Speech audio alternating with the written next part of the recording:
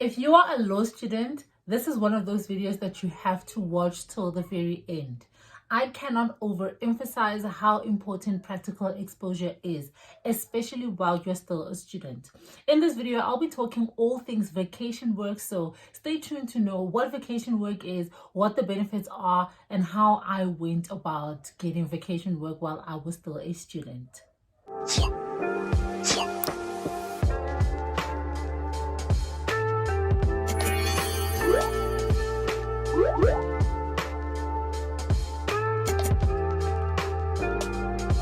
Hey, what's good, beautiful people? Welcome to my channel. My name is Shella, or you can call me your lawyer bestie. And I'm an admitted attorney of the High Court of South Africa, which means that once upon a time, I was a student like yourself. And when I was a student, I started doing vacation work from the very first year of my study. Now, in this video, I will also be sharing how I went about getting vacation work in my first year of study. I posted about vacation work on TikTok, and one of the most frequently asked questions was, can I get vacation work in my first year?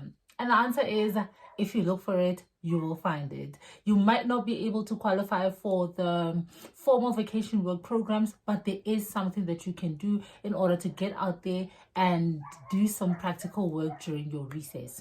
I know. I've always said that I don't have social media, but now I do. I'm officially on TikTok. I've been on TikTok for like a month now. So head on over to TikTok and give me a follow, because why not? Subscribe to this channel, like this video, and drop down to the comment section and let's engage. Without further ado, let's get into it. So first things first, what is vacation work? So, vacation work, like the name implies, is work that you do during your school holidays. Now, this is for law students who are seeking to get practical exposure. You have different types of vacation work. You've got your formal vacation work programs where you apply to law firms that have advertised that they are seeking law students to come and do vacation work with them. Now, you can apply for these programs. You check online which ones are open, and then you apply for these ones.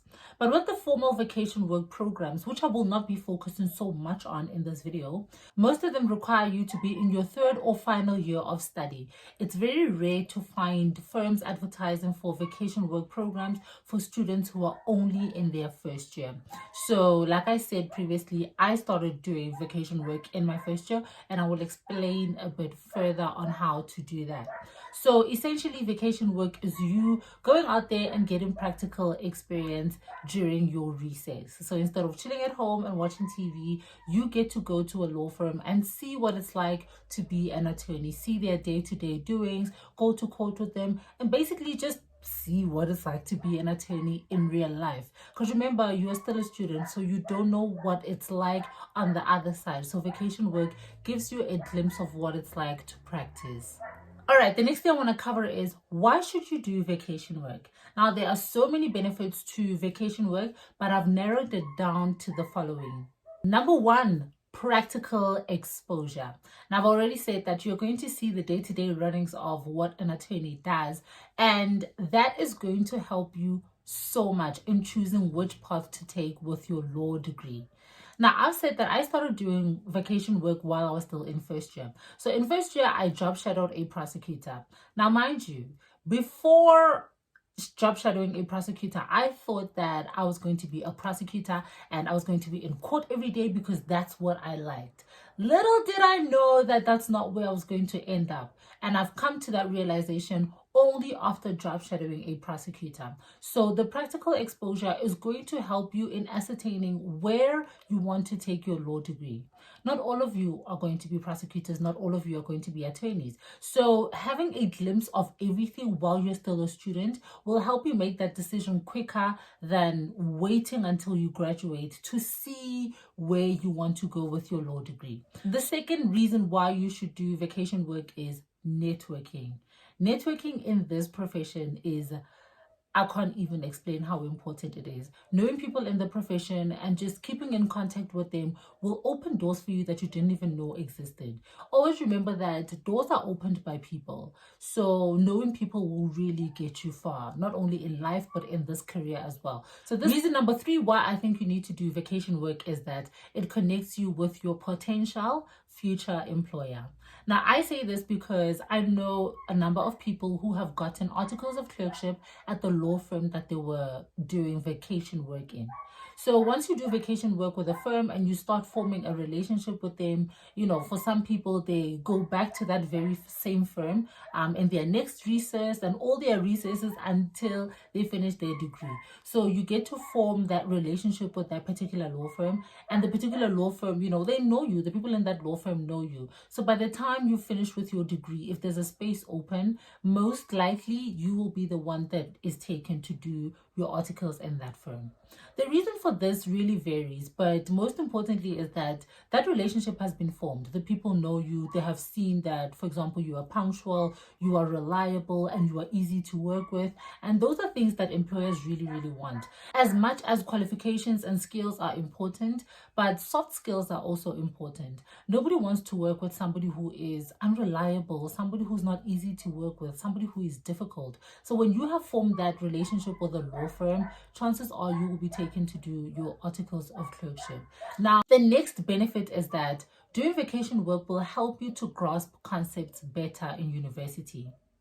Remember that in university, all you know is things theoretically because you're just reading from your books and your study material. Now, when you go out there into practice and you start doing things practically, it becomes so much easier for you to grasp concepts when you go back to university because you have seen these things play out in real life. So that's another benefit to doing vacation work, is that it's going to help you grasp concepts better when you go back to university. And the last point also buttresses on the first one, and that is having practical exposure will help you decide which way to go when you are done with your LLB degree. Honestly, I've listed these benefits because I'm trying to persuade you to get up and go out there, look for opportunities and job shadow or do vacation work. I think I would be doing an injustice to you if I don't emphasize how important getting practical exposure is.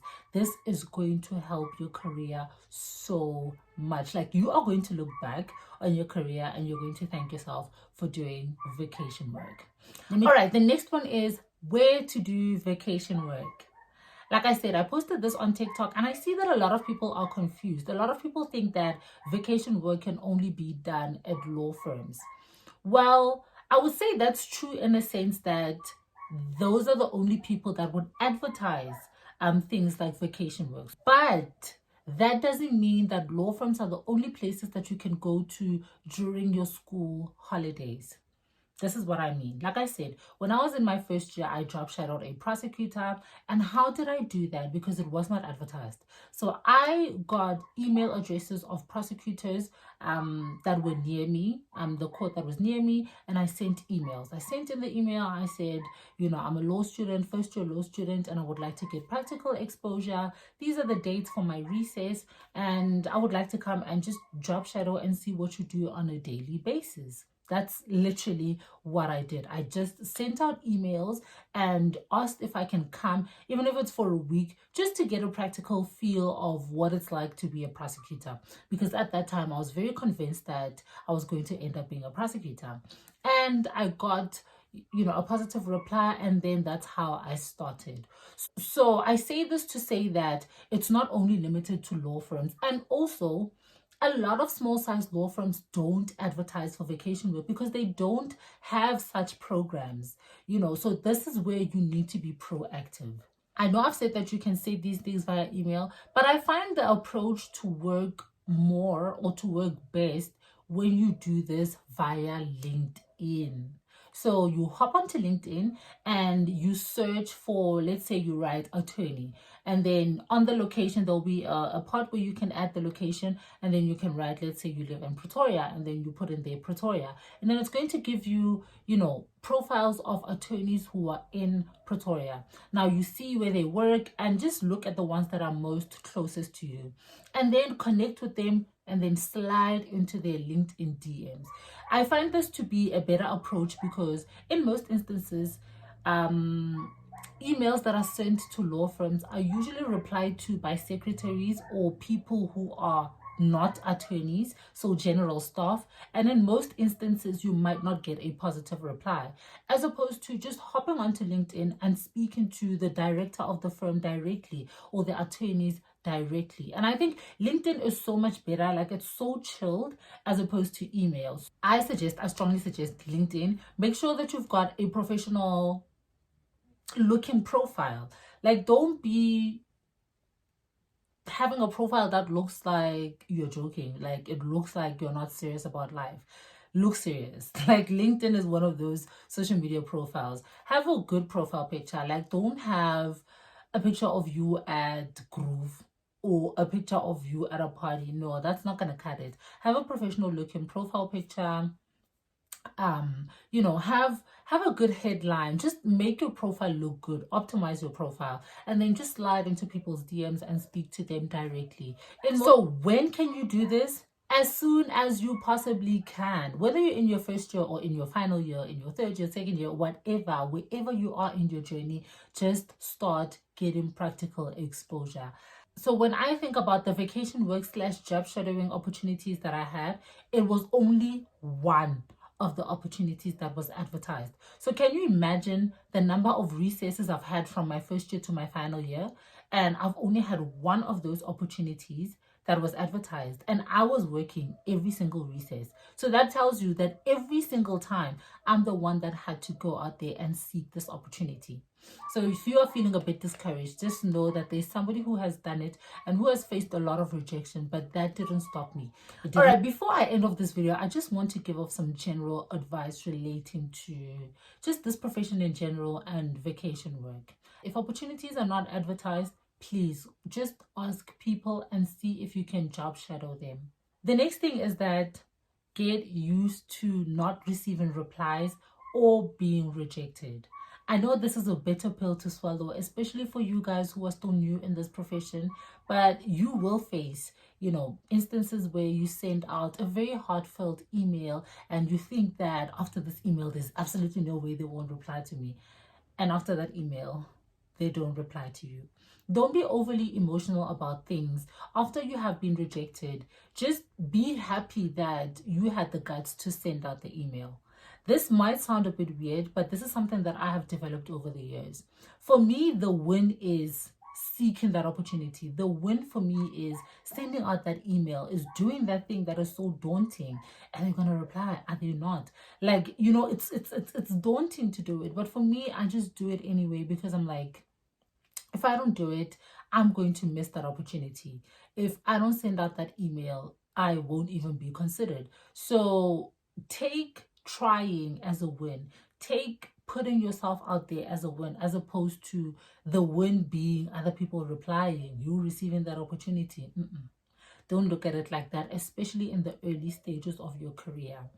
Look crazy like I did going to the High Court in Johannesburg, not really knowing where I'm going, looking side to side and thinking, okay, I said I'm going to do this. I am here. Where do I go next? And I looked at the notice board and I saw that people were posting, that they're available for vacancies and things like that. I'm not sure if that works, but I mean, it's worth a try. And I just went in and I saw the pro bono office. I saw people sitting there. There were a lot of people outside. And the person who was helping them at the help desk was just one. It was just one person at the help desk. And I was like, you know what? I'm going to go in there and I'm going to ask. And I sat in that queue. And people started going in one by one. And when it was my turn and he was like, okay, how can I help you? Like, you are here now. How can we assist you? What's your matter? And I was like, I don't have a matter. I'm a law student and I just want to get some practical exposure. Can I please just volunteer here? Can I just help you out? I just want practical exposure. And, funny enough, he was like, you know what? Come back next week. You are going to be here helping me. And I was like, yes, Thank you. So please remember this story whenever you are trying to apply for something that is not advertised. Remember that I stood in a queue and I was just there nervous. And when I got there, and I spoke to the man at the help desk, I was just stuttering, asking for opportunity, and I got it. So remember this, and remember that there was somebody who has done this before and it worked for her, and it'll work for you too if you don't give up. And that is it. That is it for today's video. I hope that this video has been insightful. If you've got a question or a comment, please drop down to the comment section and let's engage. Please like this video, because liking this video does a lot for this channel, because other people get to discover the content and it just helps the channel to grow. Subscribe to the channel, because why not? If you have made it to the end of this video, which is here, it means that you have found this content to be valuable. So subscribe to the channel, please.